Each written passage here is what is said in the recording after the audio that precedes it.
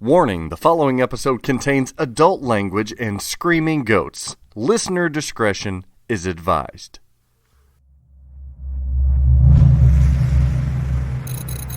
The Pinball Network is online. Launching The Pinball Show. Happy New Year! This week, Dennis and I talk about Backbreakers, non-winners, Stern Pinball production updates for Q3 and Q4 of 2023, leadership changes at Stern Pinball, James Bond's 60th anniversary edition details, discussing limited games versus cost projections. In part 2 of episode 120, our predictions for what's coming in 2023 from each manufacturer. In part 3 of this week's episode, we discuss the Pinball Awards season and big old changes coming to the 3rd annual Kriesels, where this year your voice matters and you can win a lot of prizes, as well as a very special 2022 Pinball Market Trends. Y'all, the Pinball Show is so big this week, we can't contain it. It's mutating. I'm gonna die my beard. Why does it have 3 legs? Wait, that's not a leg. Don't temper your expectations. Figure it out. Should old acquaintance be forgot and never brought to mind? Should old acquaintance be forgot and the days of old lang syne? Pinball is a game of skill. For some, it's a passion and a lifestyle. It's time for the Pinball Show. It's pinball with personality.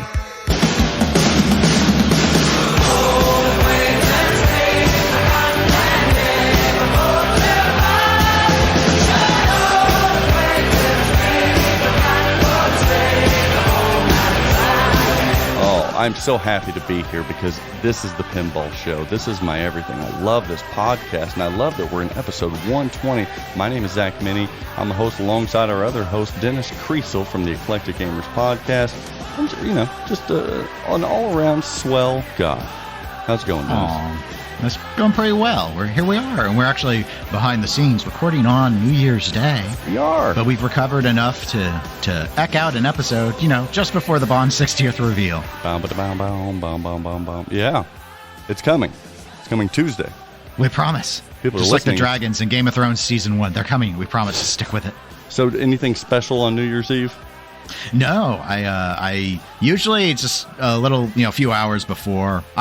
New Year's was never like a big holiday thing for me ever. So it's like, I usually just watch, but I always like to try and stay up till midnight. So I usually just watch a movie. I actually watched the Teenage Mutant Ninja Turtle movies from a few years ago, which your friend Jablonski, I believe, did the music for the second one. Yeah. I don't think he did the first, or he did the second one. So I hadn't seen those, so I watched both of those. And I like the music.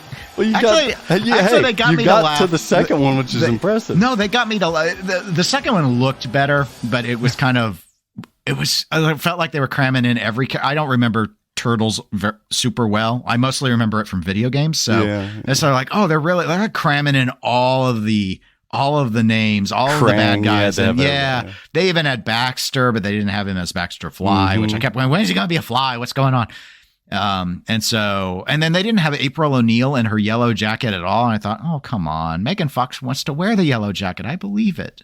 I believe in her. Now, a lot has happened since, New Year's and when we last spoke to these listeners here. A lot has happened. Which was before Christmas. Yeah, before Christmas. We had our holiday get together. You had your jammies on with the rest of the Kriesel family. That was a good time, I assume. Yeah, it was. Christmas went well, and of course, your gift and there were multiple gifts. Well, that one was just a filler, just a little fun. And I think it's my job to be the filler of that gift. That's so true. So. Tell them about it. You're like, oh, great. What a segue to it. So, yes, Zach shipped me this huge box. It felt to me huge. Like Amazon's like, here, you ordered a stapler. Here, have this giant box style. So this box comes in. I'm like, what is this? Is this a topper. Surely not. Zach knows my ceilings are pretty low. Yeah, Open it, and it's light. It's super light. I open it up. I knew it was coming, though, because I get the UPS notifications whenever anything from UPS is coming to my house. And open this box up, and there's all this air wrap. And I get past the little air padded bubbles and everything. Protect And it. one pair of Nordman boxer briefs. Yes. Nordman And undies. so it says, so the backside on the cheeks shows the emblem of Nordman. Right. And then on the front, kind of in the crotchal region, we would say, it says the Silver Ball Knight. You really should have made it say Balls Night. That's right, the Silver Balls Night. just for the underwear. That would have been more appropriate. Oh, I'm so glad that you got this. I don't know why Nicole put them in a big ass box. Just probably all that was available. Yeah, she might be getting Because low on you boxes. can fold them up really small. Put them in the envelope. Shit. There's one pair. Just one pair. I like that she put like security wrap around it and everything. Yes, it was very safe. It was just like, Yeah, she had it wrapped up in a security thing like the old CDs at Sam Goody. Remember the Sam Goody? yeah, I think you're right. But oh gosh, it wasn't that bad to open. I know. Those CD cases, geez. So yeah, that's right. You did get some underwear, and you did get a game from me for Christmas, and Yes. we expanded it out to everybody. If they guessed correctly, they were going to win the most wonderful prizes, but nobody got it correct. You Nobody. lose. You get nothing. Not only did they not get the trim level, they didn't get the game. They didn't get the game. Much less so the trim level aspect was moot. Didn't matter. Maybe it was a little tricky, but I mean, what was it? It's still in production. it's still in production. I had one stashed away for a while. It was from the last run, which was a long time ago. I mean, it was like, yeah, so I get that. I get why that would be, for the discerning, like knowing those who were like vetting it against what's on the line based off of the information you'd provided in the episode. I could kind of see it. I just thought at least someone would have lucked into it. Right? Man. I mean, I don't know if I saw every single message that came in, but I looked at a lot. It seemed like Mandalorian was the most common guess. Mandalorian, Toy Story, people guessed a lot of, and Rush, people guessed a lot of. Yeah, no, and no. Tell them what it was, Dennis, for those who didn't see. It was a Deadpool premium. Ooh, yes. I think that was a pretty good call for you. I think Tony and I kind of... It was. And then what they also, of course, don't know because they didn't know the game was you got Mr. George Gomez to record a little Happy Christmas, Dennis audio thing, which was way too burdensome to have put on him. So I did email him and I thanked him for doing that. Nice. Yeah, I will. I'll play that right now for listeners. This is what our homie Gomi had to say to the Kriesel. Hey, Dennis, it's George Gomez. I understand you have gotten an amazing Christmas present. The pool man has shown up to say Merry Christmas. And oh boy, I hope you have a great time with it. I just heard Mr. Meny is gifting you a Deadpool premium, I think. Yikes! It's the game that I would take to a desert island with me. I'll tell you that right now. So enjoy it. Boom, baby, boom! So anyway, thank you very much, Zach. It was very surprising, and yes, it has been quite a bit of fun. Now you got to admit, when that disco mode goes, that's a cool little moment. It is. With the repeating shot. It's cool effect on the. I couldn't remember if I had played a premium. I had, but only like once. I mostly played a pro, so I didn't realize the ball spun. Yeah, and it shines. I mean, disco's on that whole playfield. Yeah.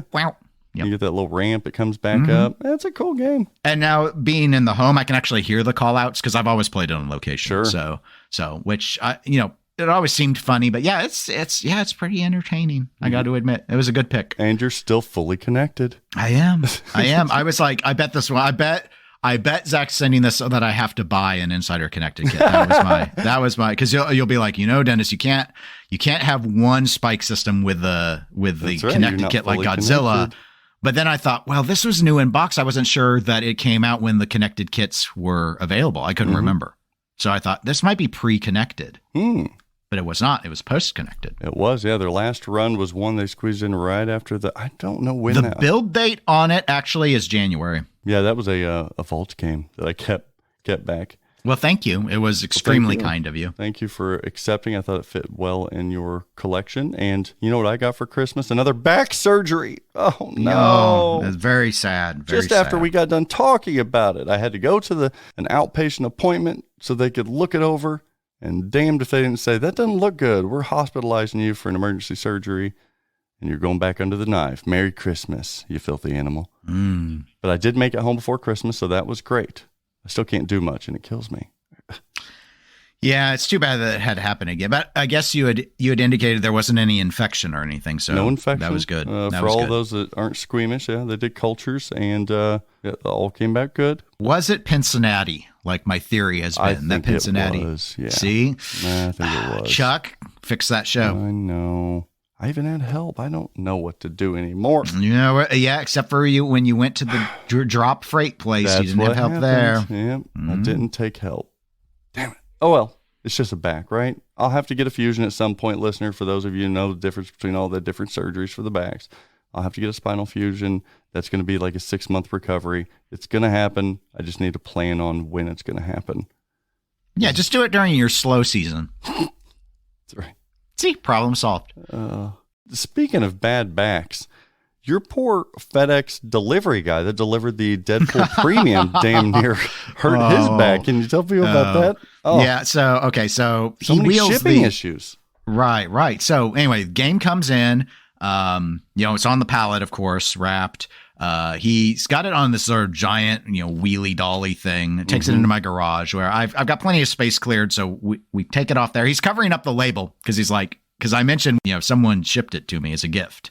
I don't know what it is. Yeah. And so he covered it when he wheeled it in. He's like, cool. I'm going to cover the name. I go and I check the box for damage, didn't see any damage. And he's like, yeah, no, I'd have told you if I saw any damage. I was like, okay, well, the last guy was like, yeah, we don't go to any efforts if there's damage. He sounded like a friendly FedExer. Yeah, he was really friendly. I guess he delivered a few other pinballs before because he had mentioned that. So he's asking me about pinballs while he's leaving, and he's backing up. He's got the dolly in front of him, and he's backing up. And once he had pulled in, I had backed my car out of the driveway a little more. I don't park in the garage. So I had it out in the driveway, and I backed out more to give him way more clearance.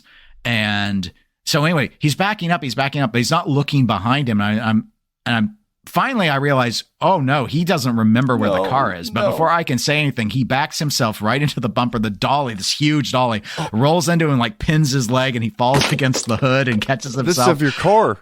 Yes. Oh. Yes. And he was of course, he's super embarrassed about it. But he's clearly in pain. He grabs his leg because this is this huge. So it's not like a normal home version dolly. This is that huge rolly thing. Yeah, it's the pallet. Pallet jack. The pallet. Pallet. Yeah, thank you. You know the proper term. So pallet jack. And so he gets it, pushes it forward. Gets off the car. He's looking at the car because he's worried that he dented it or something. I'm like, I glance over at him like, no, it looks fine. It's, are you okay? You pinned yourself against the car. And he's like, no, it's all right. And he goes, and I hear him get to the truck, and he's got an associate in the truck with him. I hear him going about complain about how he pinned himself against the car on the way out because he didn't look behind him. And all you were doing is sitting there on your damn phone. That's right. You didn't even come in. You didn't help. Didn't do anything. That's why you're my runner. You're supposed to get your ass out of here. And he sat out there for like 10 minutes. I thought maybe his leg's too wounded to push the accelerator, and he's stuck. But so you were the winner of a brand new pinball machine. He was, I'm not going to call him a loser. We'll call him a non-winner of that whole delivery situation. And all of you listeners out there, I'm not going to call you losers because I love you, but you guys were non-winners with that whole contest of guessing the Deadpool premium for Dennis Kriesel. So I like that there was someone on Pinside who had commented from Australia because he was worried about the shipping cost of the big award. That's and right. It's like, well, you don't have to worry anymore. No worrying about that. You're not going to. So none of you won. I had 2 Deadpool premiums. None of you won that other brand new pinball machine. I'm so sorry. That's too bad. But like, you know what they say. Shit, second place is the first non-winner. Speaking of winners, I think Craig Bobby is in hibernation still. So we're going to allow him a couple more weeks to regroup and come back. Doesn't mean we don't have news here at the Pinball Show. We have a ton of it. Oh yeah, there's a lot. So let's kick it off with Stern Pinball. Stern Pinball, a lot of movement this last couple weeks, such as Gary Stern, maybe the most iconic person living in the pinball industry, stepping down as CEO from Stern Pinball Incorporated. That's a big one. That's a big one. He's been doing it for a long time. And we knew that when Shelley Sachs was retiring, those two came in together. I thought, maybe this is reading the tea leaves here. I knew something may have been going on. So he's stepping down as CEO, but he will continue to serve as the chairman of the board over at Stern Pinball. And the other owner, Dave Peterson, is going to remain the vice chairman of the board. So they'll still be, leading the board there. And both Gary and Dave, they're going to remain the controlling shareholders of the company, and they're going to serve in executive roles on a project basis. So they're still going to be around. They're still going to be doing stuff. They still are the majority owners of this company. So I don't see huge changes. We know that Seth Davis came in about a little over a year ago to kind of take on that CEO position as like a temp kind of thing. So he's now full-time CEO at Stern Pinball. And not a lot of people are talking about it. I haven't heard it, but 35 years as CFO, Michael O'Donnell is retiring as well.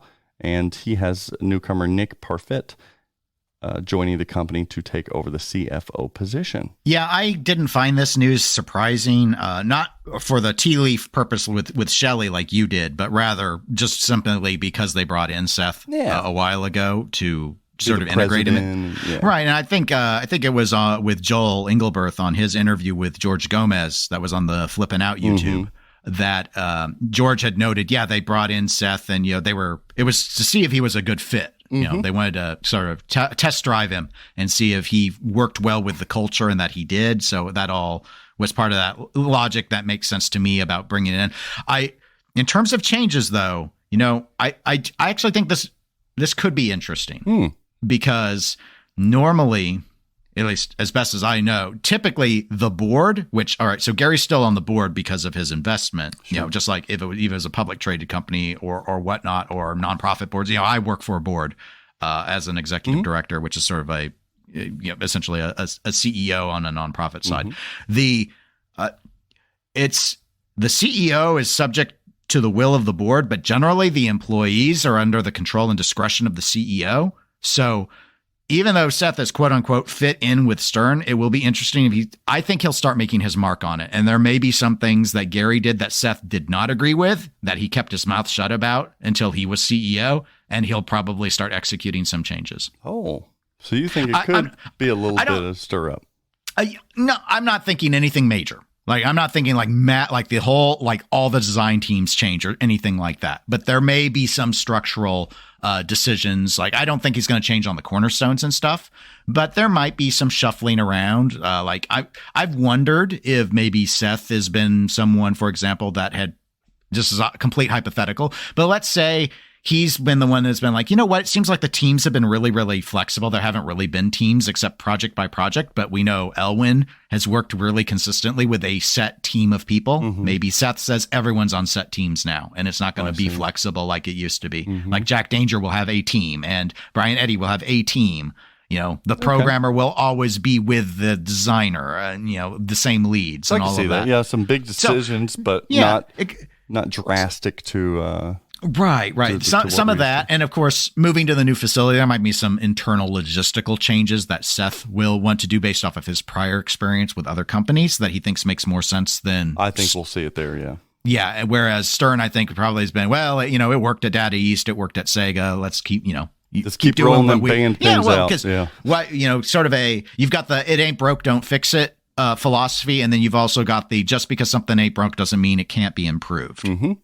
Of course, the risk is, of course, tinkering with something that ain't broken and then breaking it. So you never know. But I think we'll see more change now than we did when Seth came in, because he now will have more autonomy as CEO. Because normally, at least again, in the organizations I've worked with, which have been more nonprofit oriented, but it's been, the CEO answers to the board, but the board boards don't generally get to muck around with the individual employee levels. So also, if there are people there that Seth doesn't like, they might be removed. Yeah. Bring in his own people, or at least get rid of the people he don't like.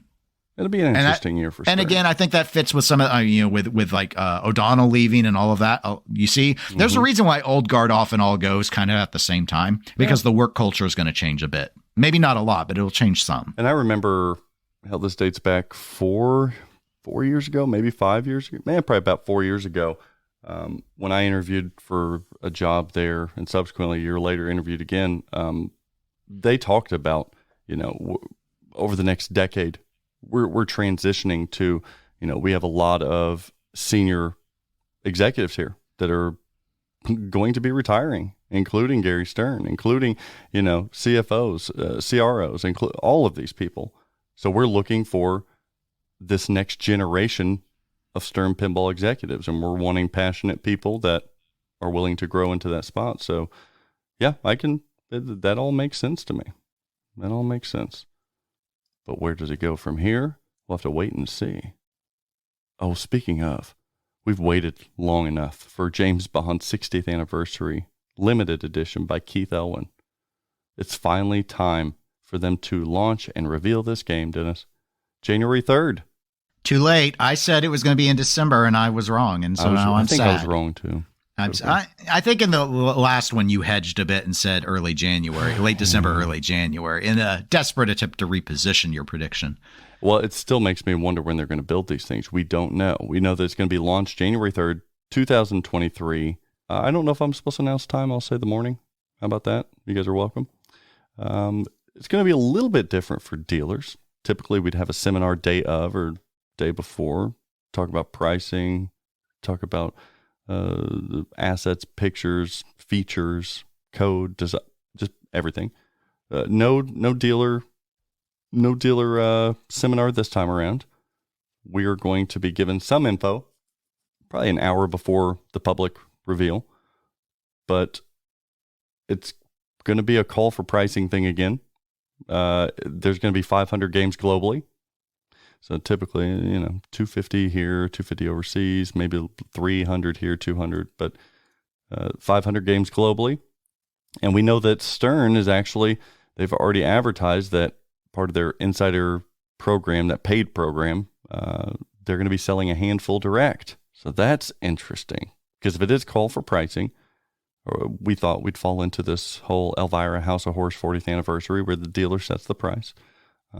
We will know as dealers our cost on these things prior to it launching, but I don't think dealers are going to see this until the public sees it. So interesting. Now, I'm assuming then, because of what you've just said about the information maybe coming out, an hour or so before the public reveal, that you don't know what they're going to list on their website. Stern, because Stern's selling direct, they're going to have a publicly known price. Exactly. So we don't know. So it makes it kind of tricky for us, because once these go on sale, we don't have pictures, we don't have information, we don't even know what this product is. We don't know how much to price it for. So at the reveal, bam, it's going to be crazy, because you get phone calls coming in. I want this game. How much is it? How much is it? This guy's got it for this much. I'm trying to update the website. I'm trying to inform our customers. It'll be a messy Tuesday, but it's a good problem to have. The only difference being, if they are selling a handful direct, that almost suggests to me that there is going to be a suggested pricing.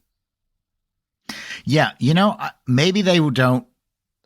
I'm going to go ahead and why not both it. Okay. So they won't officially give you a suggested pricing, but there will be pressure to tie things based upon what their website price is, like indirect pressure. So yeah, more like the public will.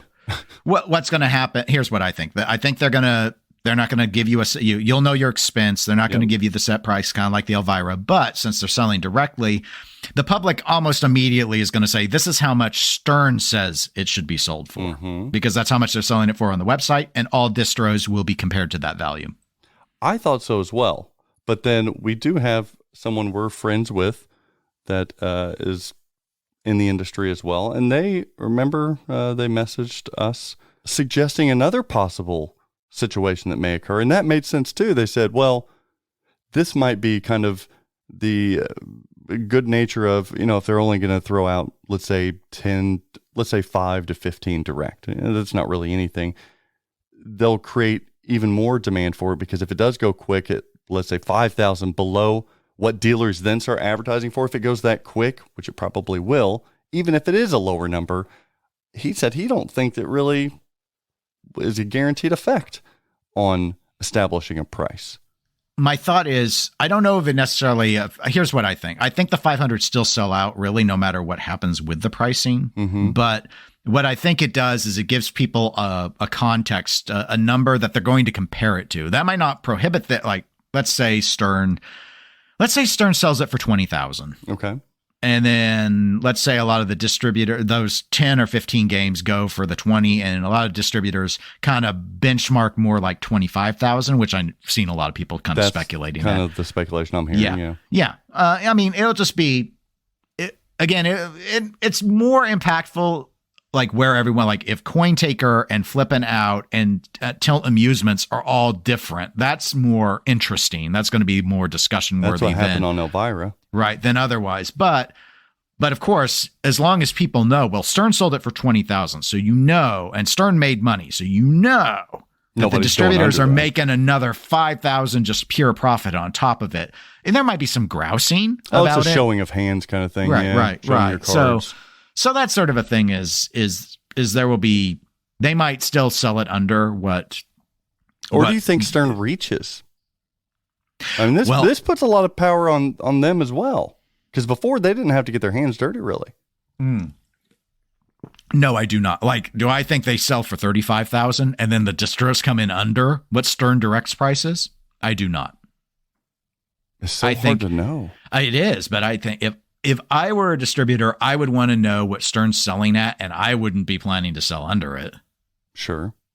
Because I think I think they're all going to sell out. So that's kind of I think that Stern sets the floor. Okay. Whether they mean to or not, I think they end up saying the floor. It would be very interesting.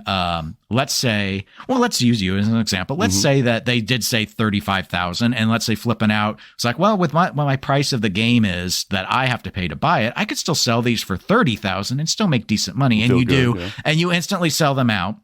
But what does it get you? Like, you're probably going to sell them all out at 35 too. So why would you do it? I mean, like you could say, well, I bought Goodwill. Great, but do you need that level? Like, I have bought enough Goodwill over the last 4 years. Does it help you sell Venoms later? I don't see how that sort of goodwill. This is a good discussion, Dennis and listener, because it goes back to what we discussed whenever Elvira came out, and whenever we were in the thick of the pandemic, at the thick of the highest points that pinball pricing has ever seen, where you would see every new LE that comes out, regardless of the title, you would see a handful of dealers go above the MSRP or do an auction system and a lot of what we said initially was, yeah, the big dealers are going to do right by the people because they have the most to lose kind of thing. So they're not going to take these risks for the big over MSRP.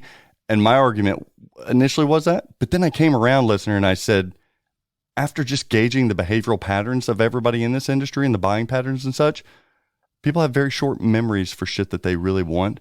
So I don't think it hurts anybody. I don't think it hurts a dealer when he jacked up the prices, 5,000 more to sell them.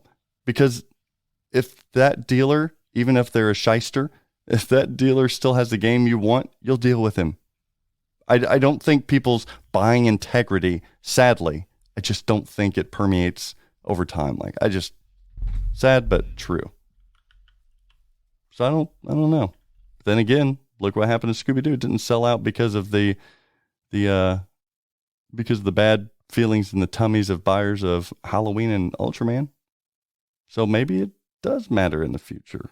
And we can, in terms of the future, that'd be an interesting. We can have a discussion on that about, because I do think aspects of the industry are changing, but I mean, again, if it's all within the realm of like whatever, it's different. Is what I guess I'm poorly articulating. So if Stern, Stern is the manufacturer, right? People are gonna, because they normally provide an MSRP. So even if there isn't an MSRP, if they are selling a game at a certain price, it automatically becomes the MSRP in the minds of the public. Yes. And the public will know because of the internet. Sure. So even if the pricing was only offered for those that were in the insider thing, people are going to go on Pinside and they're going to post what the price was. Yep. It's going to come out that day. And so given that, if any distributor were to sell under the unofficial MSRP, what is the advantage to it unless they were worried that they were going to be sitting on these games? If there were a lot, like if this was an infinite number of 60th anniversaries, selling under 5,000 under MSRP and being allowed to, because it's not, it doesn't violate your floors or anything, that might have logic. But at 500 count of the most popular designer in the history of pinball, of a pretty popular theme, you're right. Yeah, that's my point. If right. you were to sell like 5% under the Stern listed price, especially if none of the other distributors were doing, that's not going to help you move Toy Story 4s in your inventory. That's what I'm saying. Yeah.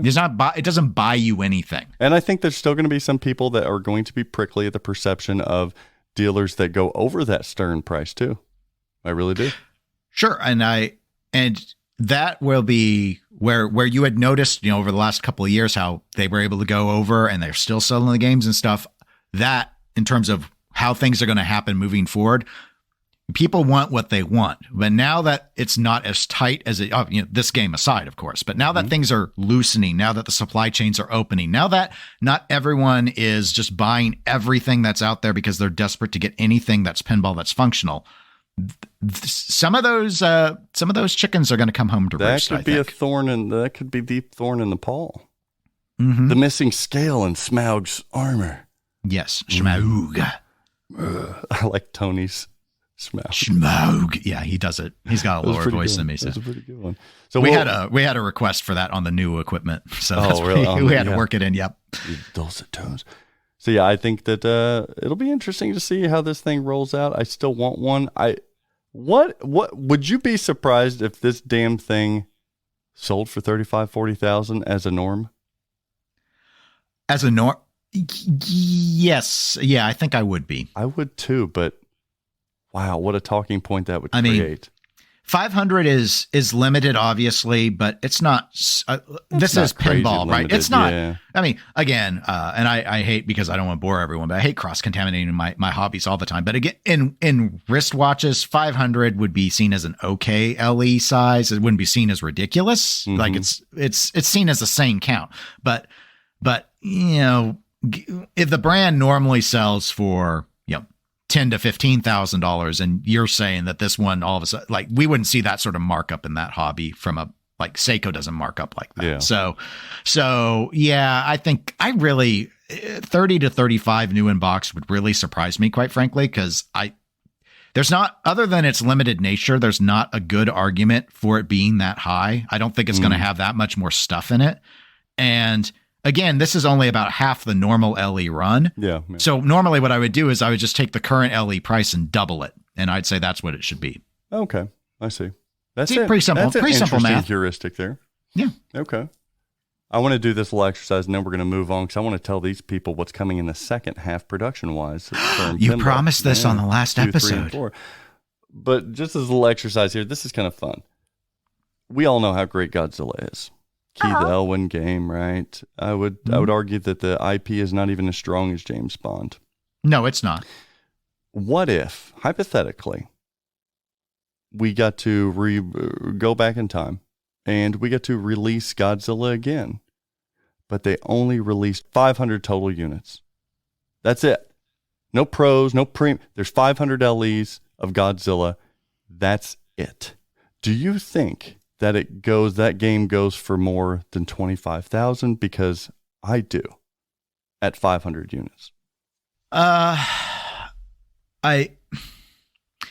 Knowing what you know now, it's the greatest of all time on Pinside Top 100. Right. So knowing that, yes. However, the catch there is, if there were only ever 500, most people wouldn't actually have the hands-on experience to know that it was the greatest game. Yes, very much so. So yes, hindsight, of course. So that's the catch. Is the problem is we all know, because there's so many out there, how great of a game Godzilla is. Mm-hmm. So yes, knowing that, I do believe it would go for over 25,000 if there were only 500. How high do you think it'd go? knowing what we all know now with Godzilla, 500 units only, and maybe 250 overseas, 250 at domestic.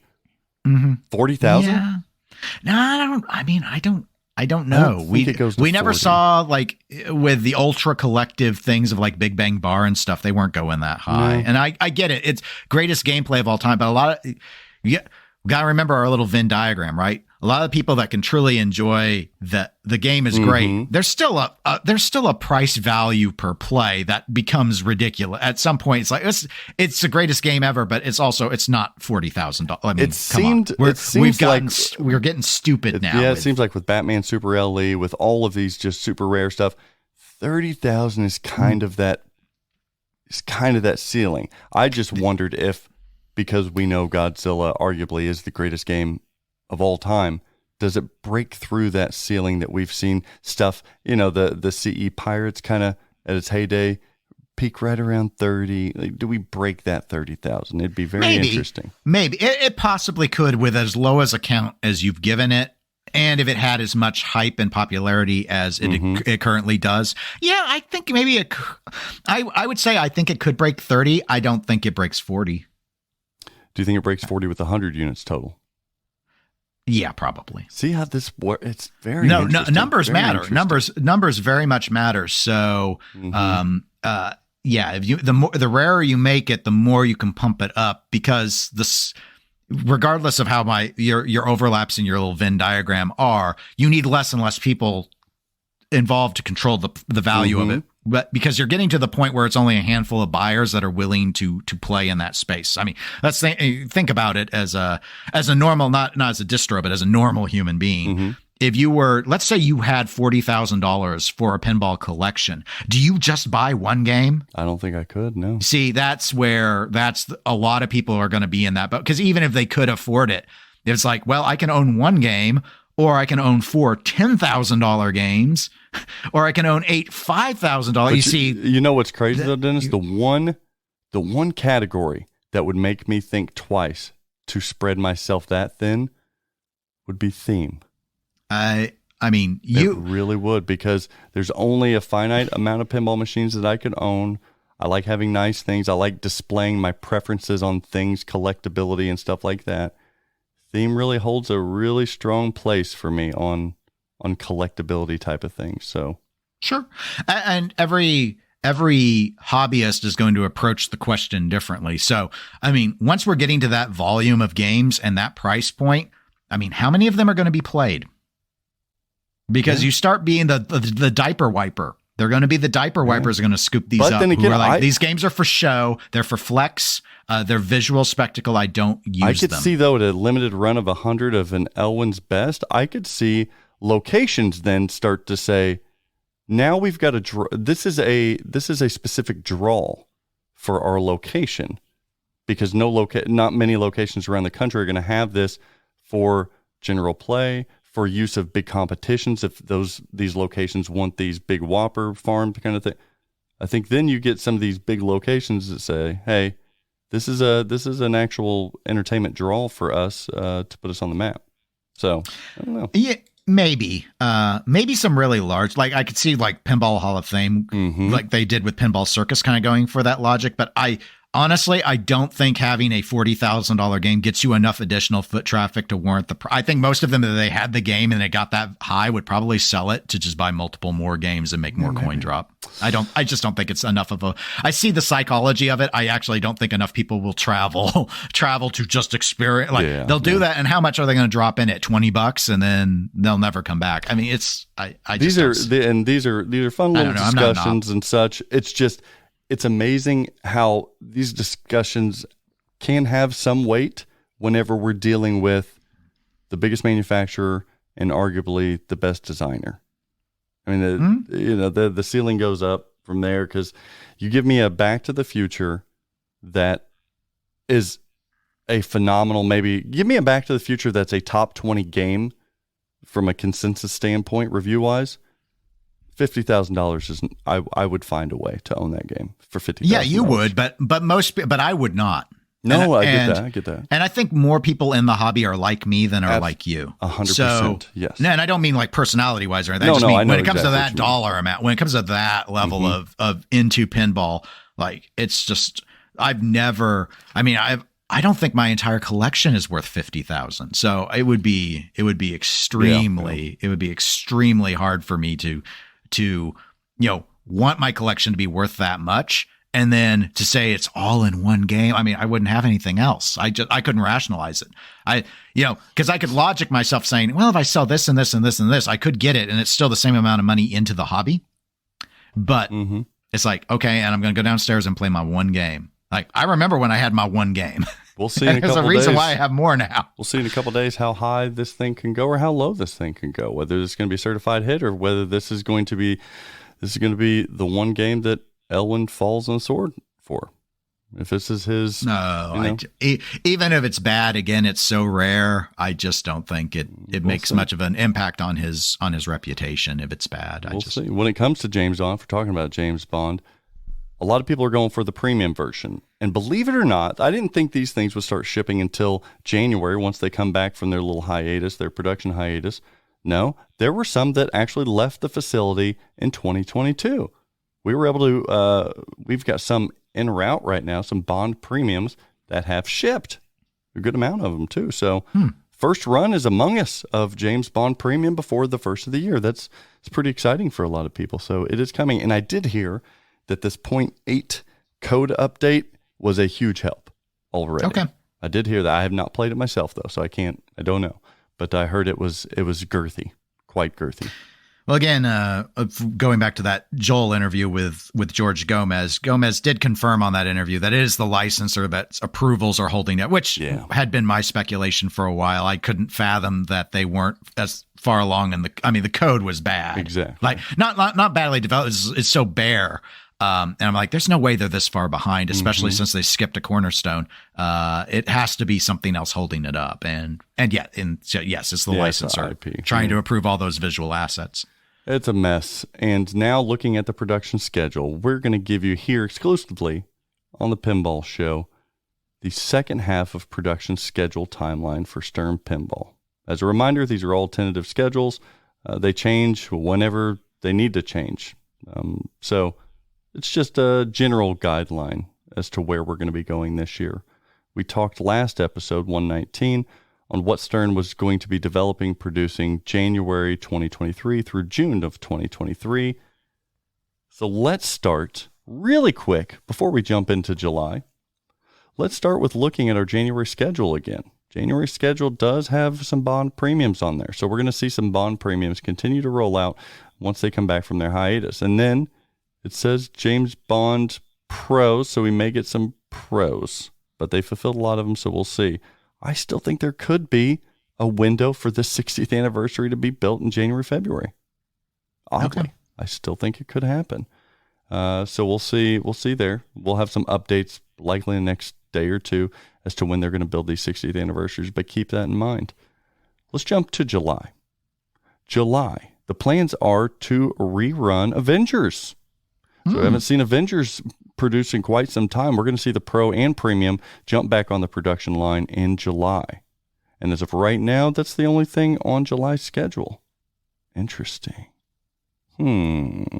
Summer, July. Okay. All right. We'll keep that in mind. As we jump into August, the production schedule Stern Pinball for August 2023 includes the likes of, they've had to sell a lot of these games, Star Wars Pro and Premium again. We're not going to get any for the first 6 months of 2023, but we're going to get it for 7 months. We're going to get some more in August. That is a license, I guess, just license alone sells very well.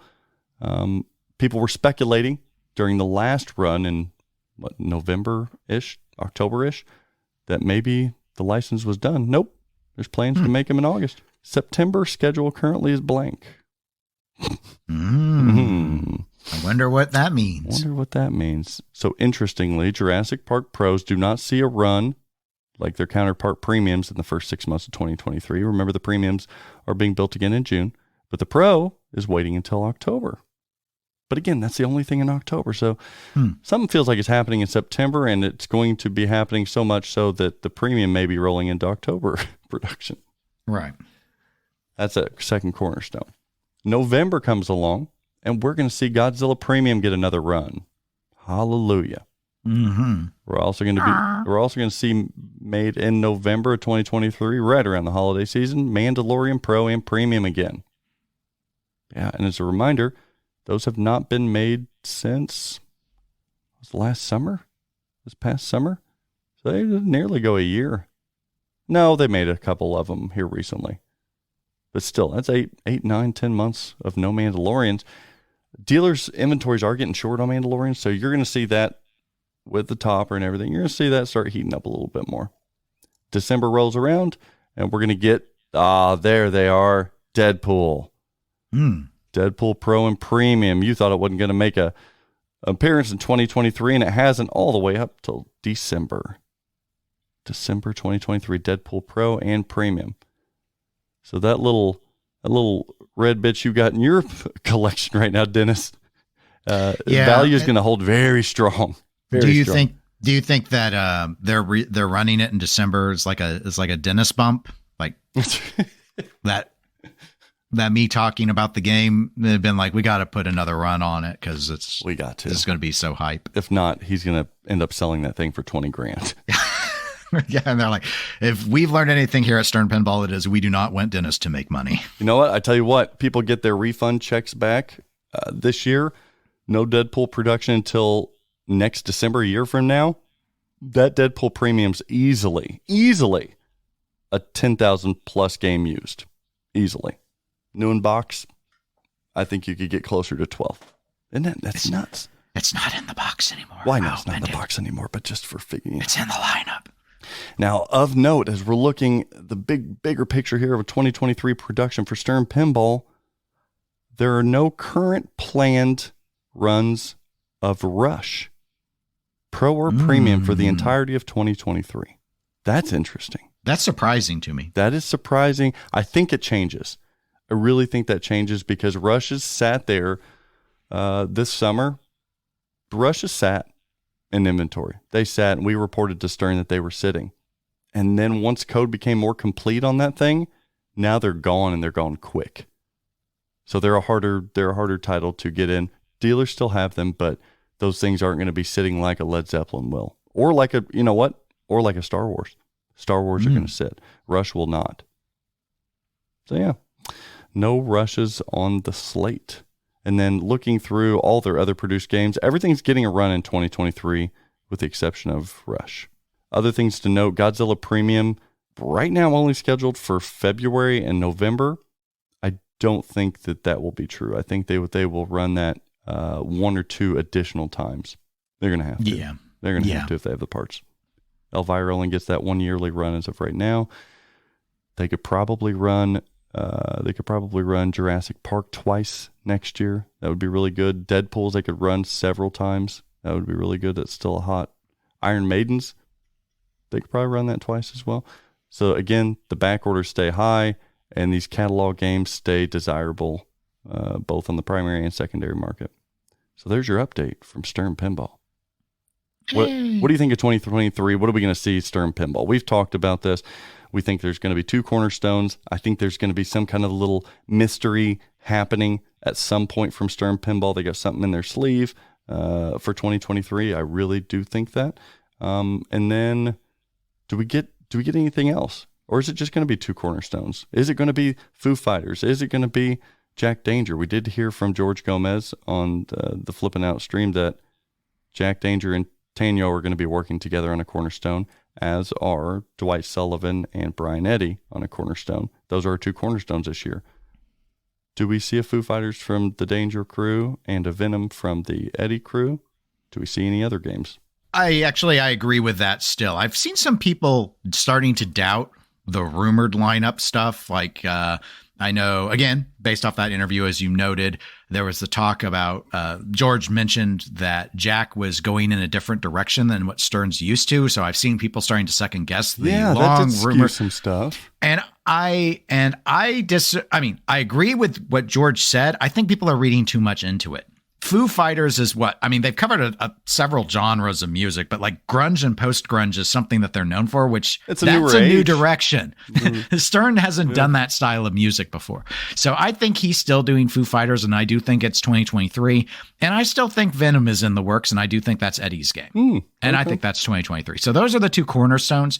I will disagree with you about the something special. I'm going to lean into a live stream I saw with Mr. Craig Bobby, even though he couldn't be here with us today to provide the news, with the thought of Kapow and Back to the Future, but being 2025. With that out further than 2023, I think that it's just the two cornerstones, and the rest of the time is spent catching up on Godzilla. No, remember George Gomez kind of talking about Stranger Things and you mean okay? I forgot about that. You know what? Vaulty Okay, there, new last season of Stranger Things is going to happen around the summer. He said they would fix it all. If it did happen again, I'm surprised he even went there.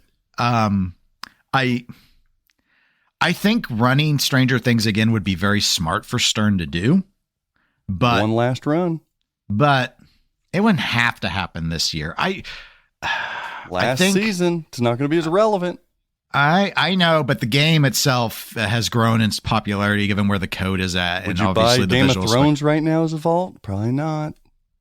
I mean, maybe a pro, but during their last season, you probably would. I'm just saying. The Game of Thrones last season. Oh no, it was so great. bad. I was the only one who liked it. It's fine. No, it's not. It was bad. No, it wasn't. Bad. What did you want to happen? That makes sense. That all makes sense. I don't know what Jon Snow ended up doing. I'm Khaleesi, and I'm going to change personalities in the last episode. No, she was tired of all the shit she keeps getting. She finally said, "You know what? Fuck these people." That was a perfect impression of Khaleesi.